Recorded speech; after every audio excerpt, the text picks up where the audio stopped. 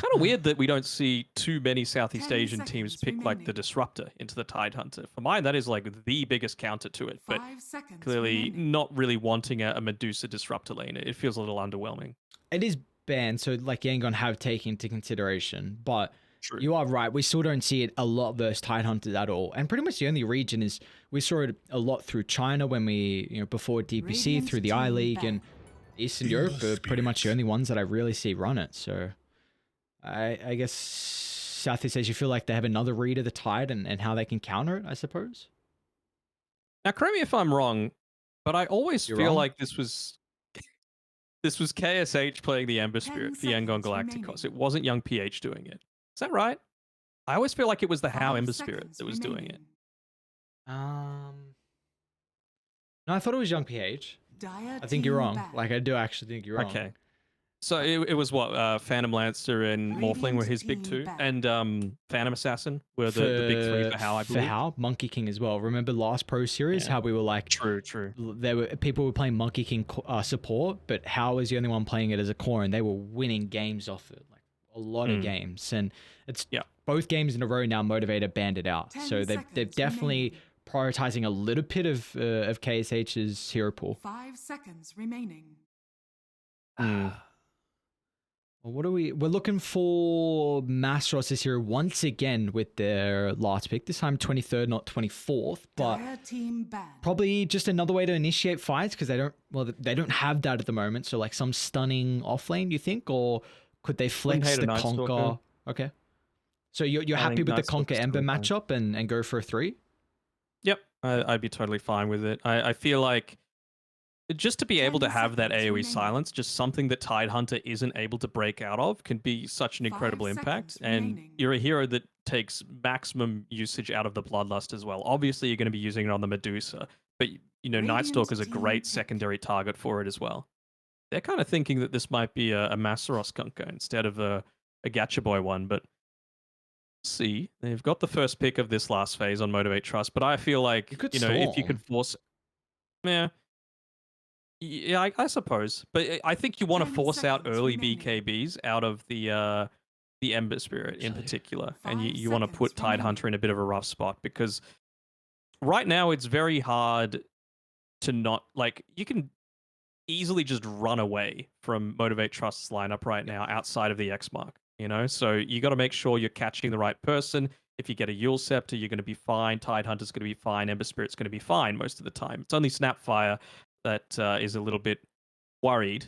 But if she's in good position, it doesn't really matter all that much. And they've got their last pick to be able to counter whatever Motivate.Trust go for. So I feel like the Night Stalker's totally fine. The one, I suppose, downside to it is that if you want to rotate with a Mirana, which of course you do, with the Kunkka, just to be able to, X mark into Torrent into Arrow Dire combo, team pick. it makes things a little bit more Legion difficult. Commander. Legion Commander's fine as well, right? Just something else that's able to lock down the Tidehunter.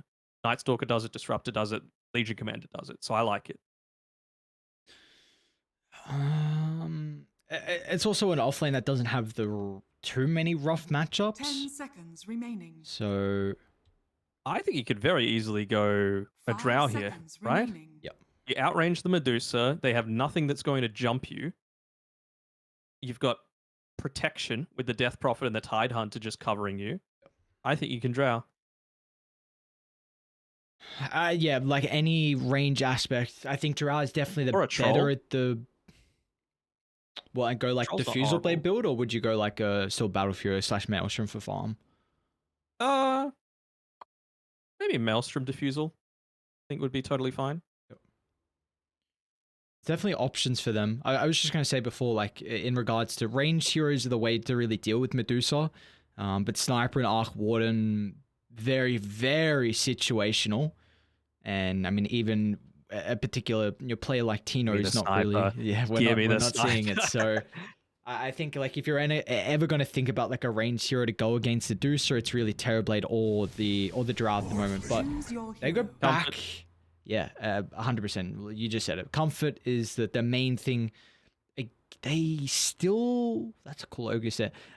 They still don't have the easiest way to jump the Morphling pre-attribute shift, which is another thing. We saw him called out a couple of times last game off the back of like the Nightmare Fiend script. I think this time it's going to be a little bit more difficult. Once you get the Blink Dagger on Masteros, it's more manageable, I suppose, as And long with as the you level 10 talent too, true. yeah, coming from fog, you've got Moonlight Shadow as well, so it's impossible to sentry everywhere that you're farming. So it's not like you even need to be playing perfectly around fog. You can sometimes just walk up to the Morphling and it'll be fine. All right, well, how are you feeling about this last pick Morphling? Like you said, going back into some comfort here. Is there any, like, maybe feeling a little bit off about Motivate? Just, you know, of course we only see Savage. I know Toya's going to be a nice stand-in for them, but you know, do we feel like they've got a lineup once again, kind of very similar to their previous one with their open up, but Yangon a lot more team fight with the boys on die. So how are we feeling about the second game? For mine, I feel like Young PH and KSH played fine in that game number one. It's just a matter of the supports can't die quite as easily. They've addressed that with Zorain being this position 5 Death Prophet. He's going to be able to soak up so much more damage and provide some good harass for the laning stage. I'm just going to be watching Skille. I think he's a very good player on his particular style of heroes. But his style of gameplay is that he wants to like kind of get in their face. You know, his Earth Spirit's fantastic. His Clockwork's good. His Tusk is good. These style of heroes, and Snapfire is not that kind of hero. So he's going to need to try and rein it in, play a little bit more passively, because again, they don't have jump on Motivate.Trust. So if he plays it right and is very patient with how he looks to take these engagements, you get Young PH in there with a Sleight of Fist Searing Chains combination, you wait for the Blink Ravage, you can get off a very nice Mortimer's Kisses and use that to transition into a pretty successful team fight for Yangon. Yeah, it definitely feels like it's a weakness for Motivate on how they're going to get to the stage where they can 5v5. Are you maybe looking for like... I mean, their pickups are great. Let's not get that twisted. Yeah. You know, they've got great heroes at being able to just take them out one by one by one. It's just going to be the maturity, I suppose, for Yangon Galacticos to make sure that they're not chain feeding, essentially. Who's the person that can really enable these pickoffs for Motivate? Is it Masteros having a good game, or you know, there's not really one person in particular? It's as long as kind of Gacha Boy and Masteros has a relatively good time. Well, for me, the big timing comes around. It looks like Masteros is going into an armlet, but it wouldn't surprise me at all to see just a second item Blink Dagger, right? Because you're playing with an Ogre and a Mirana, two heroes that are great at being able to rotate. They aren't relied on their cooldowns whatsoever. So every single time that duel is up, I'm expecting Motivate.Trust to be making a play. Lots of early smokes coming out from them to try and stack up that damage onto Masteros. From the build I've been seeing so far from Legion in Eastern Europe, which I've seen a lot more games than I would have expected, considering we don't really get the hero much in Southeast Asia, but they're just rushing Blade Mail, like no boots, just go straight into the Blade Mail. I don't even think Soul Ring as well. It seems like it's a build that you'd go a while ago, like with Axes and Legions, just to offer like for this quick burst throughout the duel, but you know, I think the Blade Mail outlook has changed a lot since we saw Spectre go for it for a lot more of his farming build, and I think this is a big thing for Legion. Like, you can't really use overwhelming odds to farm. It's just not, you don't have the greatest mana pool. It's not going to one-hit waves. So, your Blade Mail, it works nicely with being able to keep up your farm. If you don't have a hero to tank Ancients, then it also now allows you to open up the map a little bit more and have that available. So, we'll see if Masteros, you know, continues with the armlet or not. But I have been a big fan of Blade Mail over in Europe. I think that Blade Mail is okay. It's just like you've got Fearless that's able to take a lot of these Ancients as well as the Medusa, so you're not really that concerned about that. And I think the big thing for mine is they're lacking that instant lockdown on someone, right? I've mentioned that you've got the Moonlight Shadow to play around, but you want to be making plays more rapidly than, you know, the 140-second cooldown that Moonlight Shadow has at level 1. And that's probably what we're going to see from a Mirana for quite some time, unless they absolutely dominate this start to the game. So it's I think he needs a Blink Dagger this game. I understand 100%, the thinking behind the Blade Mail, but like even just an Ember Spirit, right? Sleight of Fist, you're not going to take the damage from it because you're inside the slight animation. Tidehunter, not a ton of AoE damage either. So I think Blink Dagger is definitely the go after the armlet here. Boom Boom might be in a little bit of trouble on bot side though. There we go. So they're getting brought down. A lot of the minus armor. I mean, you see Skille with the little Shredder early and the Blight Zone as well. And even though Ogre's one of the few heroes that has got ridiculous amount of armor to start the game, it looks like that's enough for the side of Yangon to pick up our first blood. How much is that? Just doing some quick maths. 4.5 plus 2. Is plus... Deuce going to go down as well? Toy? I mean, it's -9 armor, basically, very early into the game. So even an Ogre gets brought into the negatives. Do you feel like this is a little low as well? Yeah, what's going on? One more Gacha Boy? No, it doesn't have the tide bring it back up.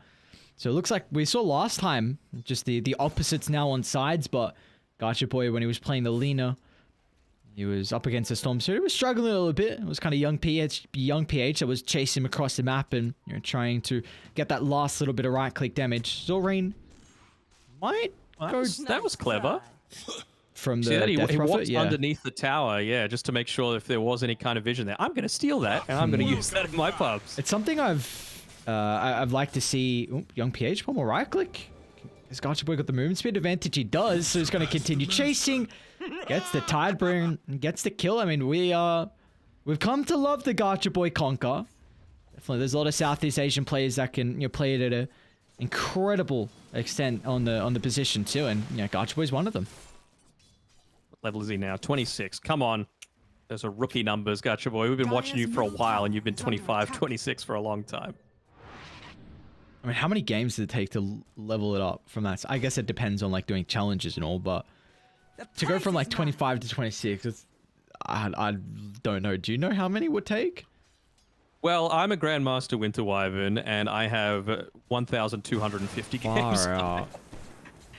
Far out. Just for reference. Why?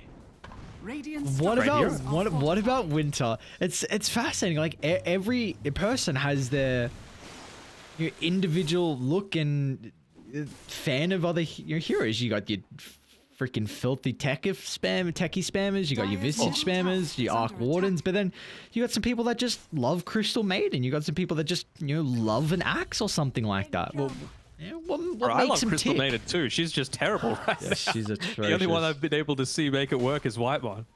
Honestly, it's fun to see when a Crystal Maiden wins and chat's just like nerf the movement speed. It's like, come on, really? Just leave the poor Crystal Maiden alone. When was the last time she was legitimately viable?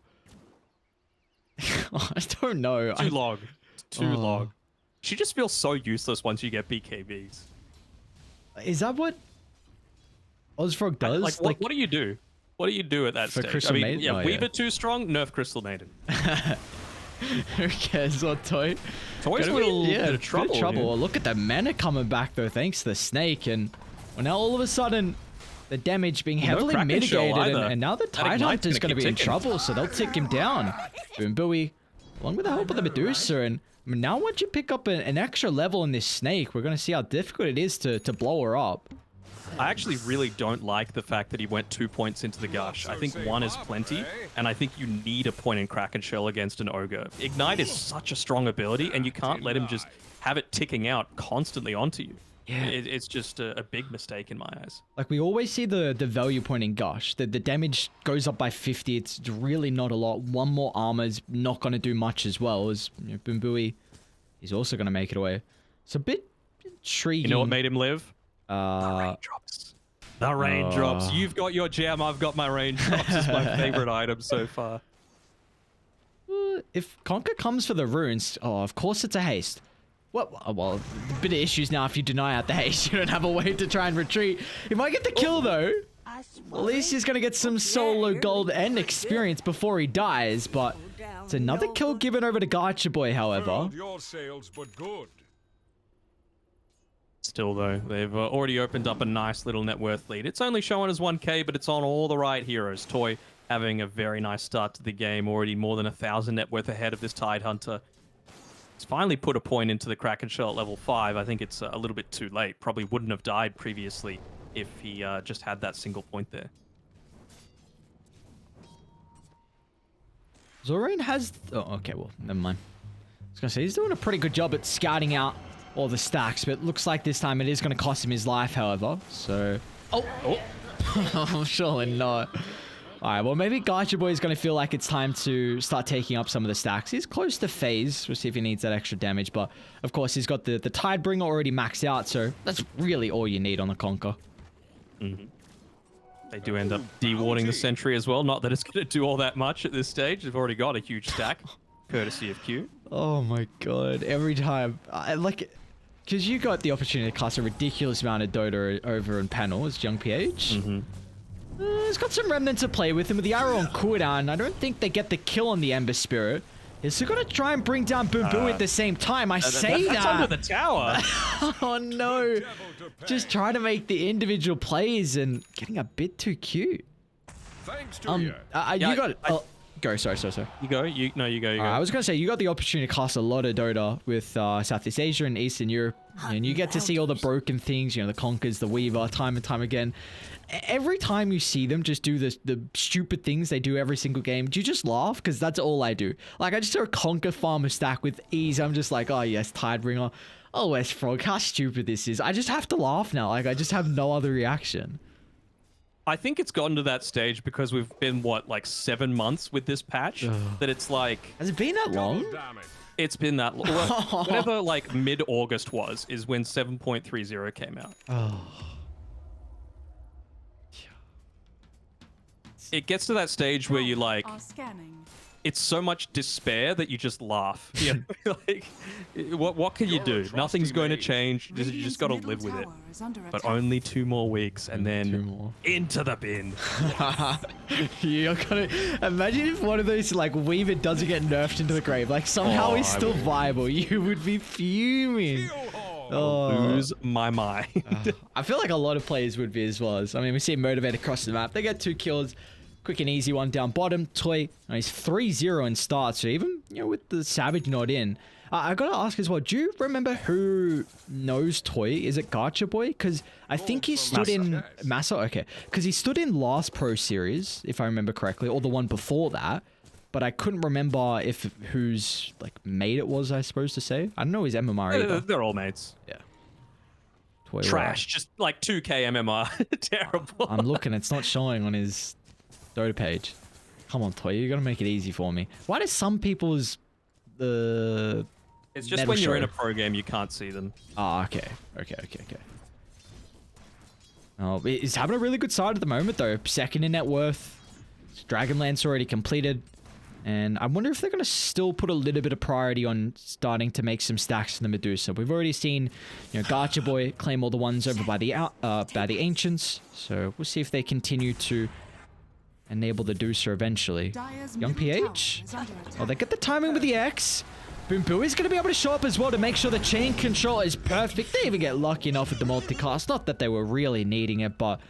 I mean, 3 deaths for the Ember. I was thinking that they were going to struggle to actually control him pre-blink from Masaros, but it's not the case. This is into a Kunkka, right? Like, what does Kunkka care about any kind of that magic absorption that you've got from the Flame Guard? Sure, you can't take it off, but you can't also block any of the damage that you've got coming your way with a Tidebringer. Dire's structures are fortified. We're speaking about Masaros as well in reference to Toy and the MMR sort of thing. I mean, it's been a little bit, him and Fearless used to be neck and neck on the MMR front, but it's been tough for Massa as it has for others as well. And if Ponlo's tweet has anything to say about it, he's above rank 200, so Ponlo, he's pretty bad and should think and be more critical of yourself. Wait, so Masaros is above 200? It was like 240 last time. Okay, hang on. You got to stop talking. They killed the Deucer. Like, you're supposed to tell me there's stuff going on down bottom. I feel like that's your job. You're the cameraman, bro. But I was watching Death Prophet die top. Like, you got to be watching... Oh, Gacha Boy. And what are they? Okay, so they use Ravage for it. They use Mortimer Kisses. So a couple of ultimates forced there to get the kill. First death for the Deucer. And it looks like they will lead this into a tower. Do Radiant think about defending bottom?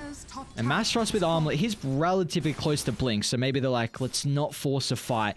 Just allow him to get a really early Armlet Blink timing. Radiant's bottom tower is under attack. It's definitely a scary position for Yangon to be at the moment.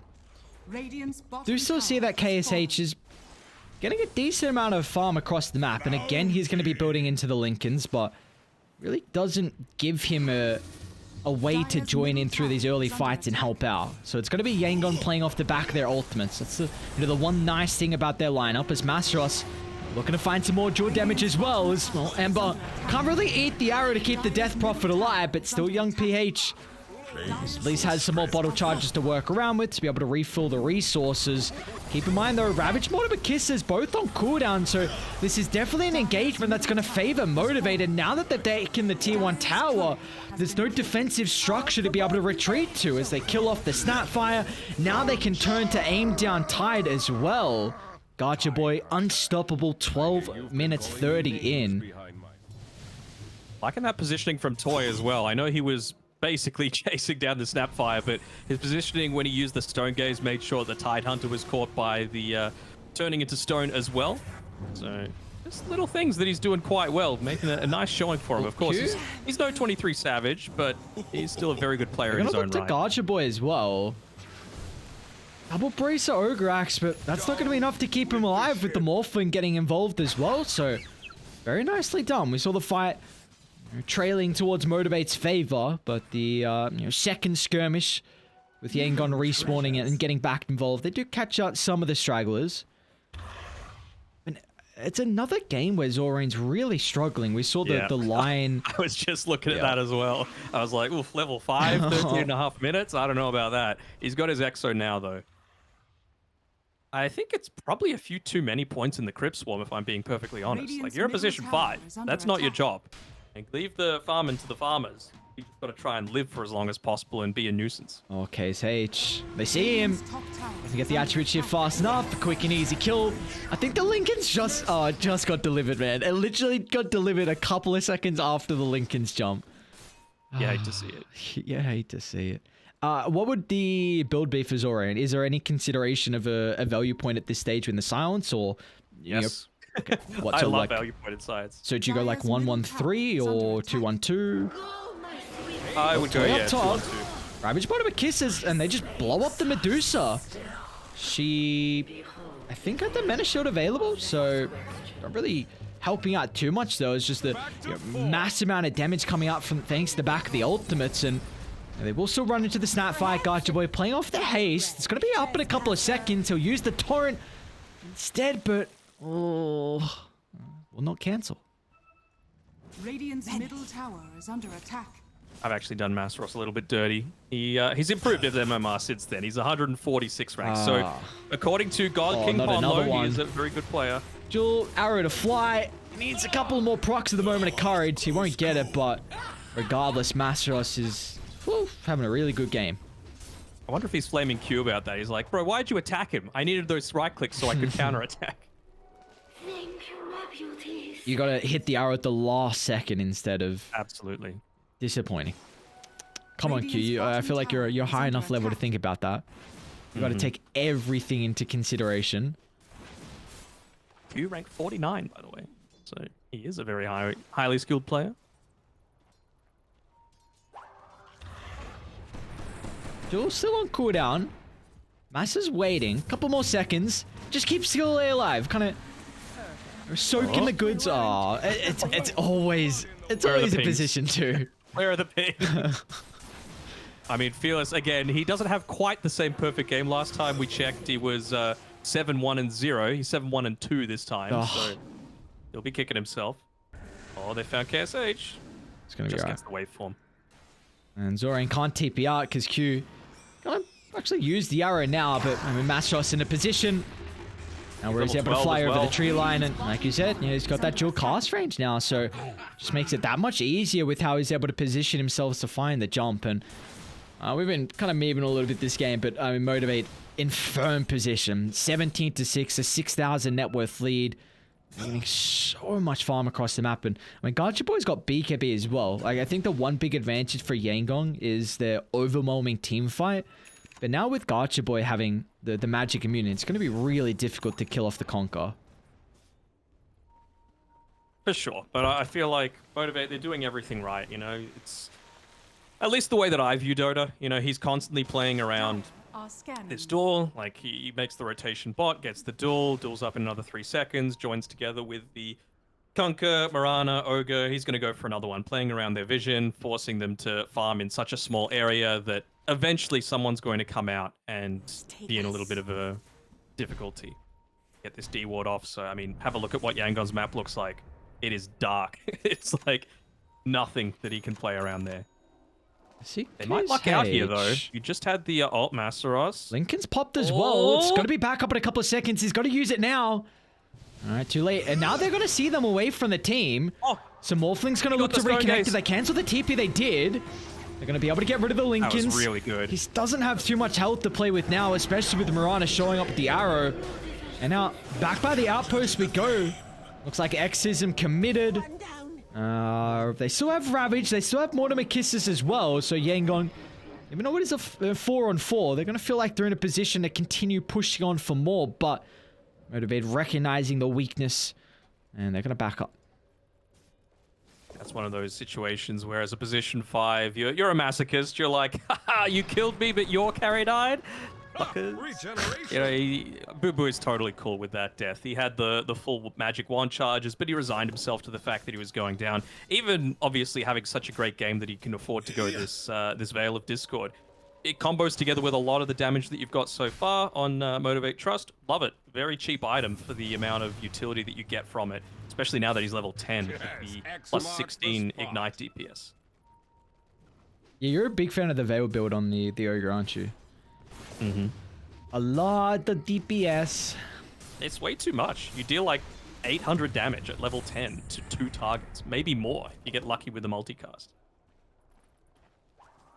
It's spell damage as well, right? So you're amping pretty much all Conquer.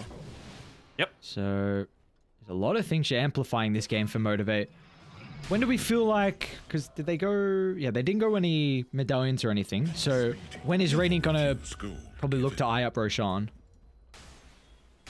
You got any actually Q's going into the Aghanim Scepter? That is a little bit of a change with the Mirana, huh? We're seeing a lot more of that as opposed to the pure utility. I mean, previously I would see like a Solar Crest, for example, on the Mirana, which I think would potentially enable this Roche. They're just going to go straight forward, actually. Kind of surprising, but I guess they're feeling like they're in such a commanding position that they can afford to do it. Yeah, I mean, Mass also having plus 70 is a lot of damage at this stage. Plus no exorcism. It feels like they are still lacking a lot of damage on Yangon's side. Like, they're purely defensive right now. KSH has a Lincoln's and a Ghost Scepter. That's nothing. You're tickling.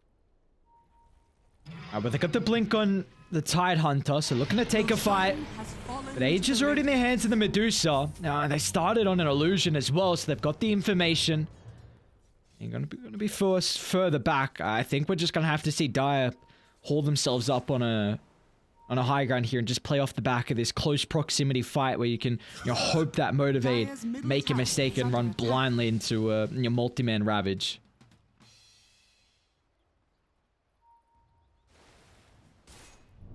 Not sure if Tidebring is affected by it, but there was a recent-ish change to the Veil where... Hold that thought.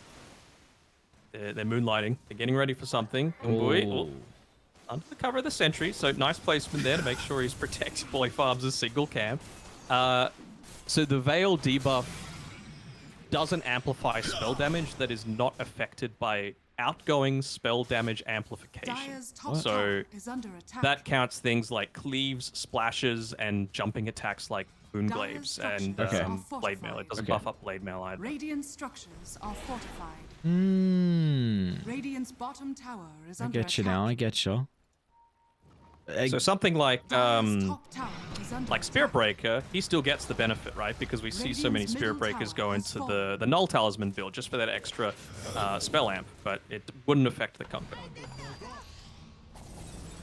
So is this where Gacha Boy's flaming for the itemizations? Like, come on, you're supposed to be amplifying me. Where's your Solar Crest? Screw the Deucers. Poor old Skille. Just Gacha Boy's things. Chasing down. We got a Jewel off to the side as well. Another support just giving away the life.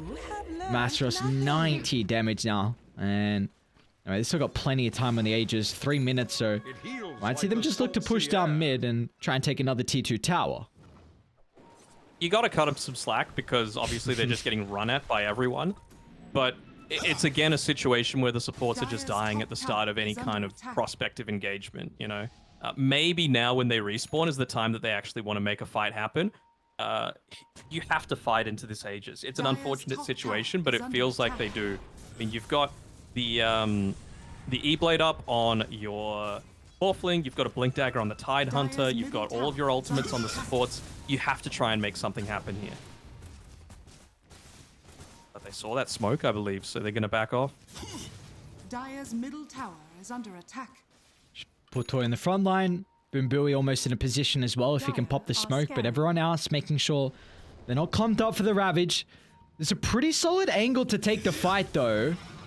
I'm just going to look to start, man. What a Ravage. Onto 3. They'll turn to the Mirana. Now the Oak is getting brought relatively low as well, but Toy can stand his ground as the Stone Gate is going to continue to push Yangon back. They're going to try and deal with Zoraid to cut away the exorcism. And with the use of the boat crashing down on the Death Prophet, they'll get rid of his life. And now they'll look over to KSH as well as MG.Trust is in once again. They've gotten rid of the Lincolns. The control needs to be on point afterwards as well, considering the waveform's back up and available. Gonna be able to dodge the X perfectly, but it doesn't matter. Toy with the Skadi slow makes the death inevitable. I believe that is a die back on the Mirana. So, young PH trying to put some work in. Get them some opportunity, or even the Ogre buys back as well. But in the end, I mean, 3 cores of Motivate still surviving. Yeah, at least that was the way that they needed to try and take a team fight, though, right? They got off a decent amount of the exorcism. The Mortimer's Kisses had a good effect. You were able to take out the supports twice, at least, on the enemy team. So that's a mild win, but you still didn't take out this Aegis, unfortunately. And Masteros is just way too big.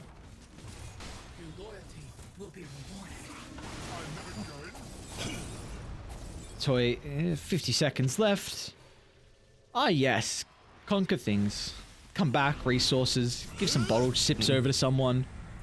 Why not? Hey, full health for Mena. I was kind of expecting in that last fight KSH to use his morph, because he didn't, and he was right next to the Legion commander. I feel like if he uses the press the attack on himself, he probably lives in that situation. So, I mean, I know he said he was a big comfort hero for them, but it hasn't felt like it, to be completely honest. You know, whenever you're playing as a Morphling, particularly against a Medusa, I feel like you need to be getting a whole lot more aggressive than this build that's basically just, I don't want to die. Yeah, we've seen that back-to-back games now with his itemization. Just really defensive. Maybe playing off the back of just Radiant, making the misstep. Yeah. Does he feel like he needs damage, though? Because they do have a lot of damage. Like, if you land Ravage, Mortimer Kisses, if Ember... he's going Lincolns as well, so... I do feel like Dire don't need the damage, but it's just... It's a rough stage when you're 12k behind. Maybe it'll be okay once the supports hit level 12, but until that point, it feels like they're heavily lacking. Like, Tide Hunter's damage isn't going to amp up more than it has already. It's basically just going to be his survivability. Ember Spirit, he's going to Lincoln, so his damage isn't going to increase either. So it's all going to be on the back of these supports. That's the only thing that I see changing for Yangon Galacticos so far. And, I mean, just have a look at Motivate.Trust, right? Every team fight that they win is another 20, soon to be 30 damage for Masteros. He's up to plus 90 now. He's got a BKB as well, so he's able to just run it. Look at this. Setting up on top. And needs a couple more procs. And he'll get it. A bit unlucky, I think he used the Solar Crest on the Crete Wave, so didn't have the extra armor. Gotcha Boy's going to run into multiple Yangon heroes as well that were trying to set the bait for the Legion Commander, but I mean, now with that information, the rest of Motivate going to look to TP on in the area. They got a way to cancel off the escape from the Tide Hunter. And they're going to split up their forces. 2 chasing down the position 3. And then the rest trying to identify the issue with the Death Prophet as well. So Motivate, more and more kills being funneled into Radiant. Very clever by Q as well, making sure to leap up onto the high ground where Yangon had the vision, but he was just that scout, basically, up on the top side there. He's nearly finished up his own Aghanim Scepter, so... That's always the issue that I tend to see with Miranas, is that they deal very little damage as a position 4, but Q's been on point so far. Alright, they need to pop the Lincolns on young PH. They don't. So, just remnants on out. Q is going for open a prayer in that arrow from downtown.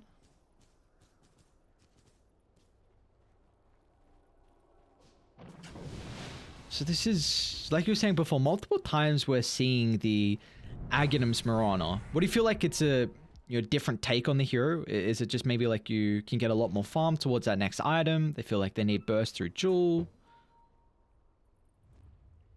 Honestly, hard to say. I mean, Invisibility. if you want burst through Jewel, I feel like, well, see you later, snap by Korea. Solar Crest is great, right? Because you've got 3 heroes, cores, that do physical damage. Solar Crest is going to be great for that. Maybe he just wants something that's going to be able to get through the Flame Guard? I honestly could not say. I feel like it's very greedy and it probably doesn't actually fit with the draft that they've got so far. But, you know, it works for him. Clearly, it doesn't seem like it's going to matter all that much this game. Go for it. Dire's bottom tower has fallen.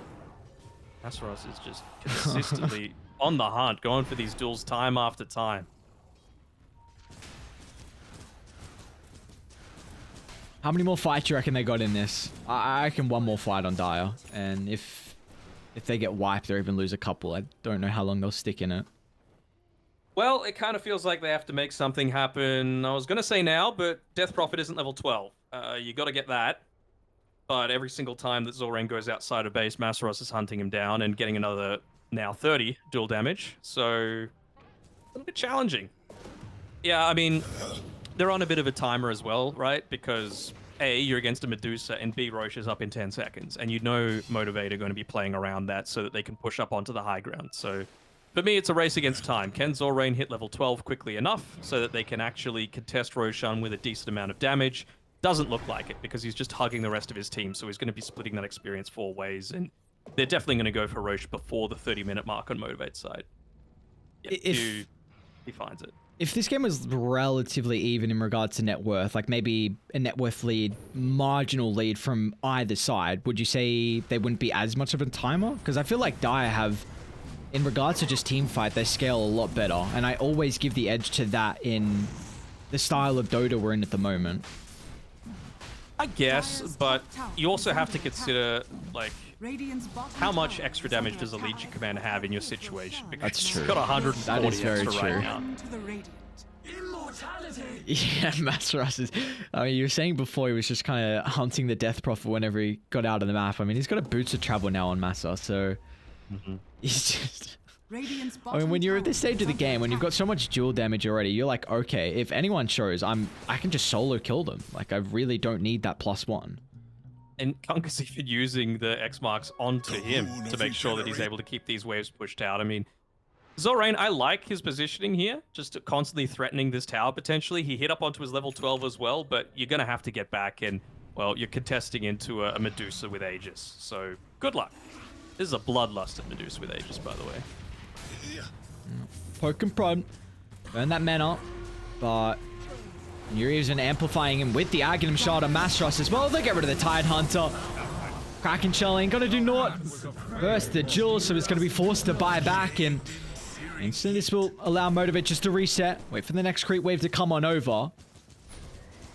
There we go. Last fight. They're gonna smoke up as 4.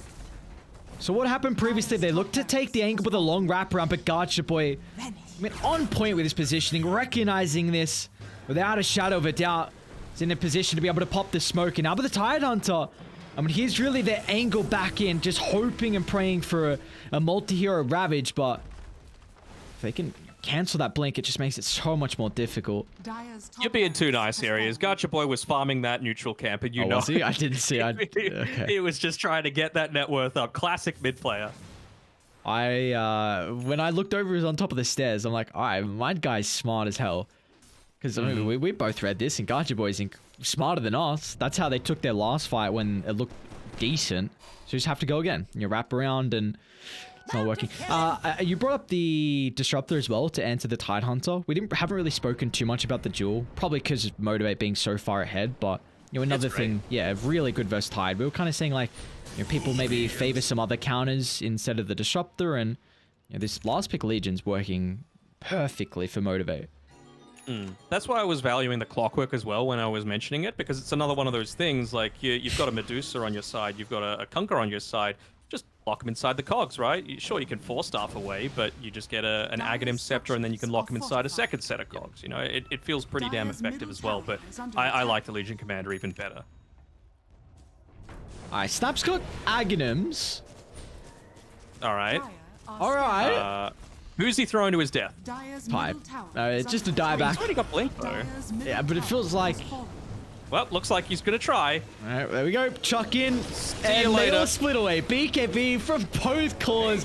So Massive will turn, gets a freebie. That's a dieback on the tire. They'll blow up the Death Prophet as well. And guess what? Toy is inside the base. It doesn't even matter. They can't even push past the Medusa to offer any It's a assistance to Medusa the Ember. battle. Oh, no. They get rid of the Ember Spirit. It looks like, what is going on? Is it Mablusa? Is that gonna win? Oh. Marks the spot. They got Case H. But he actually timed it. Oh, the arrow. All right, well, that's even better arrow. Jules still on Quinn up for another 15. I mean, no one's got buyback, and yeah, you're at a stage where it is GG territory. MG.Trust is going to end the game perfectly with 200 damage. I'm imagining. He's still got Jewel up in a couple seconds. Maybe Dire's doesn't make it middle look so tower is under perfect. attack. You're crazy if you think they're not diving that fountain. Come on. More kills. Buff the stats. All right, there we go. Well, it does have the mana shield, so maybe they're actually not going to get it. And they won't. All right, well, they get the kill. The G's are dropped. Still finishing the game on 200 damage. And Motivate, Dire's middle tower Savage, is Toy, doesn't matter.